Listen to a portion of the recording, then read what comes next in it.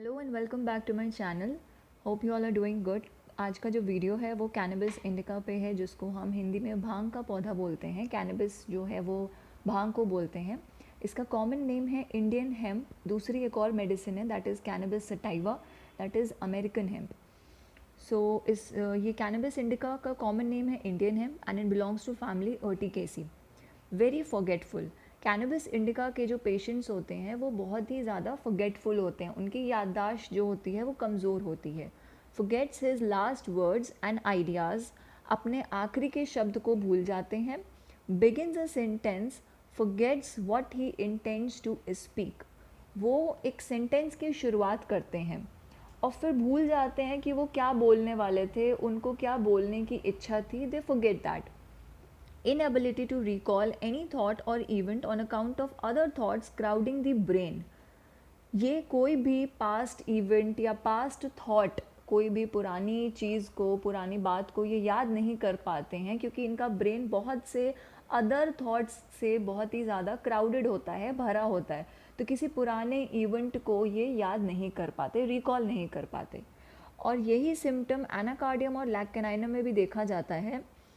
Anacardium में क्या होता है, जो एनाकार्डियम ओरिएंटल के पेशेंट होते हैं, they even forget their own name, और अपने क्लोज फ्रेंड्स का नाम भी भूल जाते हैं, अपना नाम भी भूल जाते हैं। इतनी ज़्यादा इनकी याददाश्त कमज़ोर होती है। और वही लैक कैनाइनम के जो पेशेंट होते हैं ये भी अपना नाम भूल जाते हैं। और साथ ही साथ सपोज़ अगर आप किसी दुकान पे जा रहे हो और आपने कोई सामान ख़रीदा, so they walk away without that particular thing they have purchased. वो सामान लिए बिना ही चले जाते हैं दुकान से, वो भूल जाते हैं कि उन्होंने कुछ ख़रीदा भी है। सो ऐसे लैक कैनाइनम के पेशेंट होते हैं। नाउ कॉन्स्टेंटली थियोराइजिंग, मतलब ये किसी भी पर्टिकुलर चीज़ को लेके थ्योरीज बनाने लगते हैं, कहानियाँ बनाते हैं। कैनबिस इंडिका के patient laughs immoderately at every trifling word spoken to him. इमॉडरेटली का मतलब होता है बियॉन्ड लिमिट, या जितना ज़रूरी होता है उससे ज़्यादा, काफ़ी ज़्यादा हंसते हैं। At every trifling word, trifling मतलब मामूली सी बात भी आप इनको बोलो तो बहुत तेज़ तेज़ हंसते हैं। They are full of fun and mischief, बहुत ही ज़्यादा शरारती होते हैं, बहुत खुश मिजाज होते हैं, फ़नी होते हैं। Then perhaps mourning and crying, but also mourning means बहुत तेज़ तेज़ कराना, जिसको बोलते हैं हिंदी में, in a loud voice, and also crying. Great apprehension of approaching death. apprehension का मतलब होता है कि इनको ऐसी आशंका होती है कि कुछ गलत होने वाला है। तो approaching death मतलब कि इनको ऐसे लगता है कि इनकी जो डेथ है वो बिल्कुल पास आ गई है, अब ये मरने वाले हैं। approaching death का इनको apprehension होता है।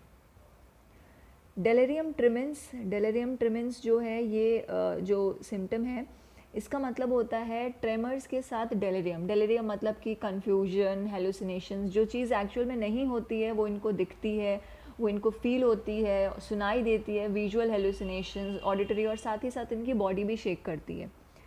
Then there is excessive loquacity. Loquacity मतलब बहुत बातूनी होते हैं। Exaggeration of time and distance. Exaggeration मतलब कि किसी भी चीज़ का ज़्यादा, more than what real is. Time और डिस्टेंस, अगर 1 घंटा है तो इनको ये 10 घंटे फील होते हैं। डिस्टेंस अगर 1 किलोमीटर है तो 100 किलोमीटर इनको फील होगा। मतलब कि जो भी चीज़ टाइम और डिस्टेंस है वो इनको बढ़ चढ़ कर इनको फील होता है, बहुत ज़्यादा लगता है। Time seems too long, just like argentum nitricum patient, इनको लगता है कि टाइम जो है वो बहुत ज़्यादा है। फ्यू सेकेंड सीम एजेस, कुछ सेकेंड अभी होते हैं तो उनको बहुत एजेस फील होता है।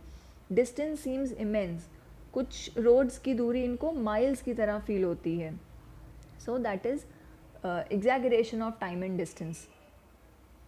Then sensation as if the calvarium was opening in shutting. Calvarium मतलब हमारा जो स्कल बोन होता है, हेड जो होता है, वो इनको ऐसे लगता है खुल रहा है बंद हो रहा है, खुल रहा है बंद हो रहा है, तो ऐसी सेंसेशन होती है। और यही सेम सिम्टम एक्टिया रेसिमोसा में भी देखा जाता है। उनको भी ऐसी फीलिंग होती है कि उनका जो हेड है that is opening in shutting. Sensation of swelling in the perineum और नियर द एनस। पेरिनियम जो कि मेल्स में स्क्रॉटम और एनस के बीच की स्पेस होती है और फीमेल्स में एनस और वल्वा के बीच की जो स्पेस होती है उसको पेरिनियम बोलते हैं। तो वहाँ पे इनको स्वेलिंग फील होती है फिर एनस के पास में। तो जब बैठते हैं तो इनको ऐसे लगता है कि वो बॉल पे बैठ रहे हैं, तो ऐसी सेंसेशन होती है। और सिंकोना में भी यही सिम्टम होता है, लेकिन वहाँ पे रोपी म्यूकस की ग्रेट क्वांटिटी होती है उनके यूरिन में। रोपी म्यूकस मतलब कि चिपचिपा टाइप, एकदम स्ट्रिंजी टाइप का स्लिमी म्यूकस जो होता है वैसे उनके यूरिन में निकलता है। So that was all about cannabis indica. अगर कोई भी कन्फ्यूजन है so you can ask me in the comment box. Thank you for watching. If you like the video, please do like, share and subscribe. Thank you.